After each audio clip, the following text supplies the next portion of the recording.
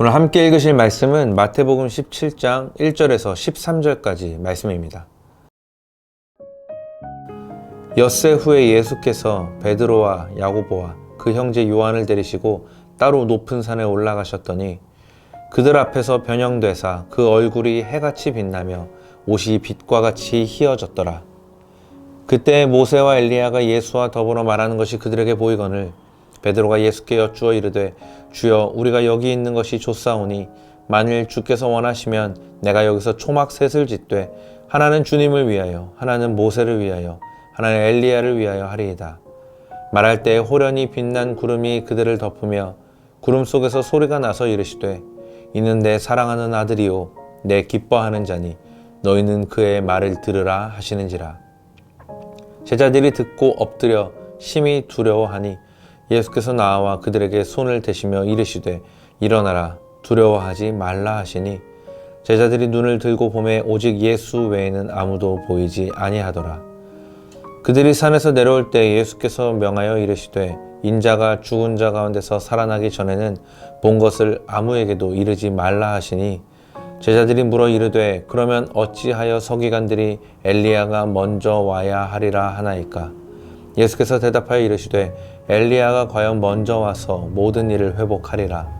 내가 너희에게 말하노니 엘리야가 이미 왔으되 사람들이 알지 못하고 임의로 대우하였도다. 인자도 이와 같이 그들에게 고난을 받으리라 하시니 그제서야 제자들이 예수께서 말씀하신 것이 침례 요한인 줄을 깨달으니라. 아멘. 오늘 함께 읽은 본문은 예수님의 성육신, 또 십자가 고난, 부활, 승천과 더불어 예수님 생애의 5대 사건이라 불릴 만큼 아주 중요한 사건인 변화산 사건을 다루고 있는 부분입니다.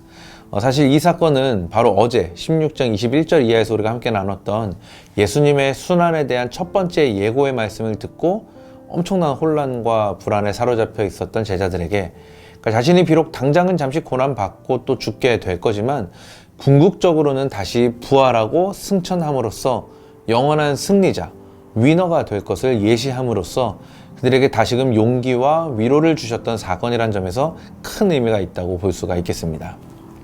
그리고 더 나아가서는 앞으로 예수를 따르게 될 미래의 제자들, 그러니까 저와 여러분도 여기 속하겠죠. 그러니까 우리 성도들에게 자신이 고난받아서 죽게 되고 다시 부활하게 되는 것이 혹여나 당신께서 힘이 없거나 약하셔서 자신은 그럴 마음이 없는데 비의지적으로 또는 수동적으로 당하신 그런 사건이 아니라는 것.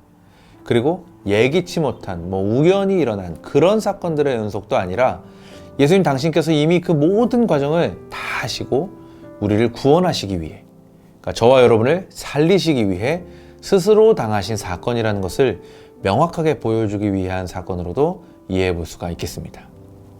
자, 그래서 그 내용을 잠시 살펴보면요. 예수님께서는 12제자 중에서도 대표적인 제자 3사람, 베드로, 야고보, 요한과 함께 한 높은 산에 오르십니다.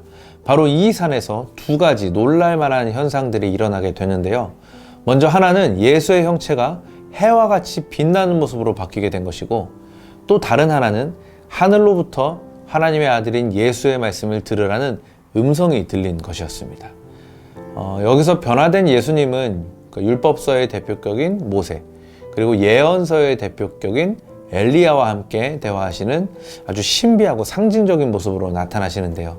이 장면에서 베드로는 너무나 감동한 나머지 4절 말씀에서 이렇게 이야기를 하죠.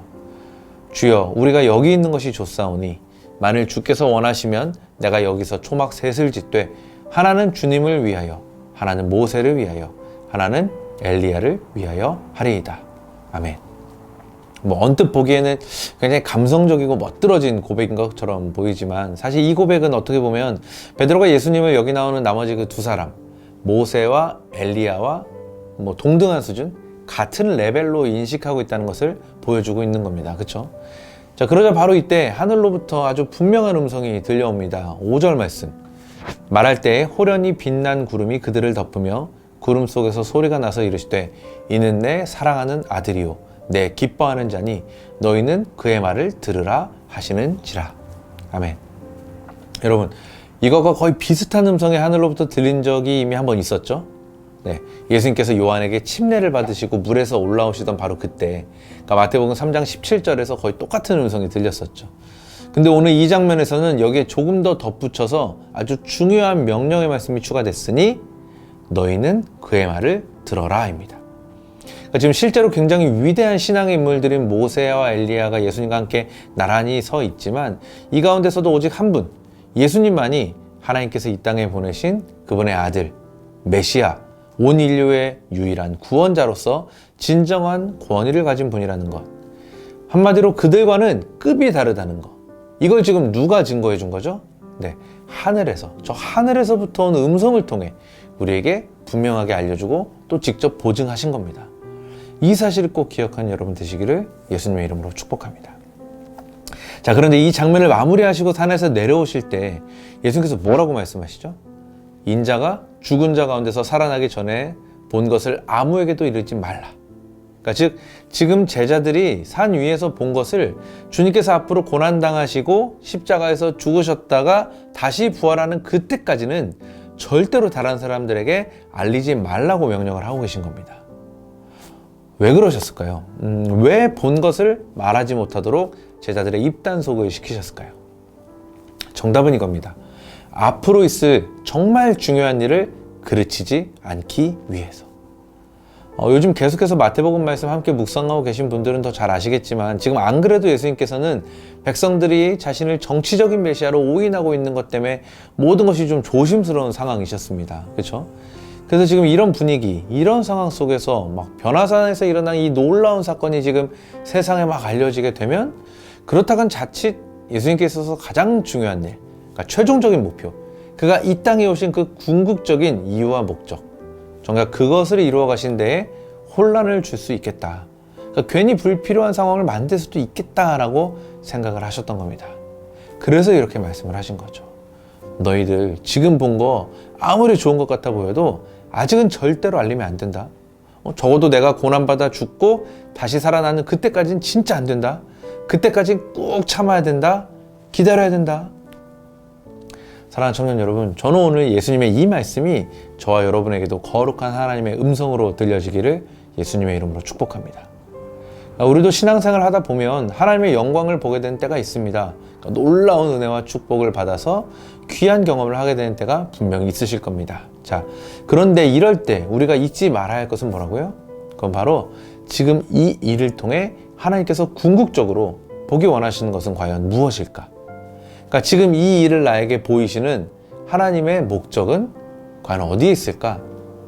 이것을 우리가 기억하고 그것에 합당하게 반응해야 한다라는 것입니다. 이 중요한 사실을 꼭 잊지 마시고 계속해서 우리가 하나님의 영광을 보게 될 터인데 그때마다 그 영광을 보이시는 하나님의 진짜 속마음을 우리가 바로 알고 그 뜻에 꼭 맞는 합당한 반응으로 하나님의 일들을 함께 이루어 나갈 수 있는 귀하고 복된 삶들이 다 되시기를 예수님의 이름으로 축복합니다. 기도하겠습니다. 참 좋으신 하나님 아버지, 오늘도 나와 함께 하시는 주님으로 인해 내 삶이 참된 풍요와 만족을 누리며 살아가게 하시니 너무나 감사드립니다. 자꾸만 내 눈앞의 것들만 바라보며 일희일비하는 부족한 우리의 모습이지만 그 너머에 있는 하나님의 깊으신 뜻을 바로 알고 틀림이 없으신 하나님의 뜻을 붙잡고 살아갈 수 있도록 주께서 도와주옵소서. 감사드리며 오늘도 내 삶을 이끄시는 복되신 주 예수의 이름으로 기도합니다. 아멘.